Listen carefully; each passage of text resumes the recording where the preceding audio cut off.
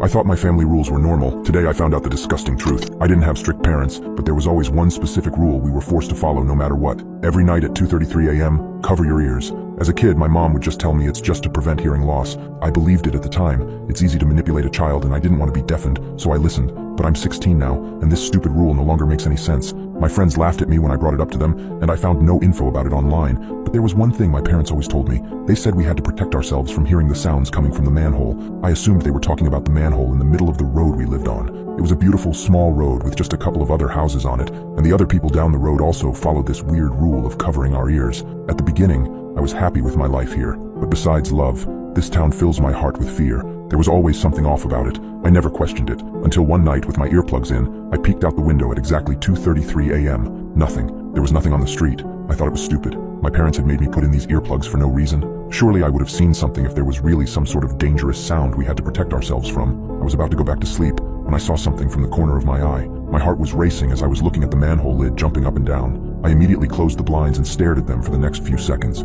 frozen. I remember not being able to fall asleep that night. All I was thinking about was the manhole. The next day, I decided to confront my parents again about the sounds and the rule, and tell them what I saw. I don't know what I expected, but I do know what I got. Blank stares, that's all.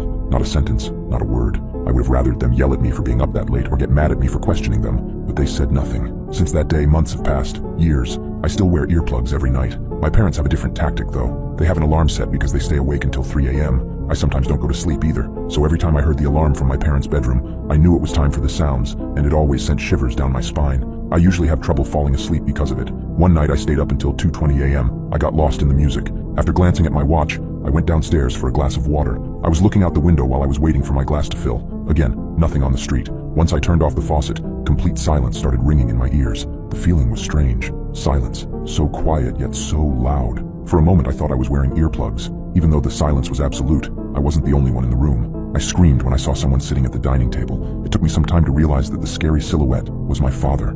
"Dad?" I stuttered. He didn't turn around. He didn't even acknowledge my existence. "What are you doing here? And where are your earplugs? It's almost 2:33 a.m. I asked, confused. "Sit down," he calmly said. I didn't want to be lectured about staying up late, so I ignored his request. My father let out a sigh and said again, "Sit down." Getting on his bad side was not on my wish list, so this time I listened. "What time is it?" he asked after I took a seat. "Dad, it's almost 2:33 a.m.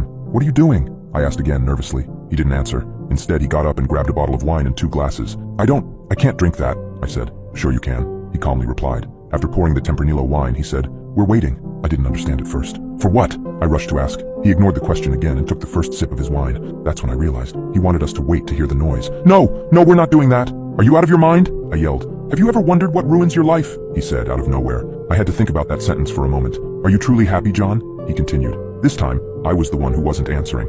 I didn't know what to say. The series of unexpected questions left me stunned. I looked at the clock hanging on the wall. "Dad, the sounds are about to start," I finally said timidly. The alarm went off, too scaring the life out of me. That was the last warning before the storm. My father took another sip of his wine. "Son, there are no sounds," he said. I refused to believe that. I was running out of time, so I jumped out of my chair and ran upstairs as fast as I possibly could. I managed to put in the earplugs before 2:33 a.m. My dad wasn't so lucky. I was just standing there in the middle of the room, waiting for the sounds to end. The strange thing is, I don't remember falling asleep. It felt as if the whole night had gotten blown away by the wind. In the morning, I looked for my dad downstairs. I don't know why I expected him to still be there. Someone else was sitting at the table though. It was my mom. She was in tears. "What happened?" I asked, worried. "John, sit down." The same place felt so much different. The wine bottle on the table was still there, and yet everything seemed new. "Your father lost his job yesterday." I was stunned. "I don't know where he is. He's probably trying to get his job back, but I doubt he will succeed," she said and started drinking straight from the bottle. I could feel my face turn red. My palms were sweating as I started breathing rapidly. "Are you okay, honey?" she asked. I looked at her. I started to cry. That's when I realized he wasn't trying to get his job back. He tried to get his life back.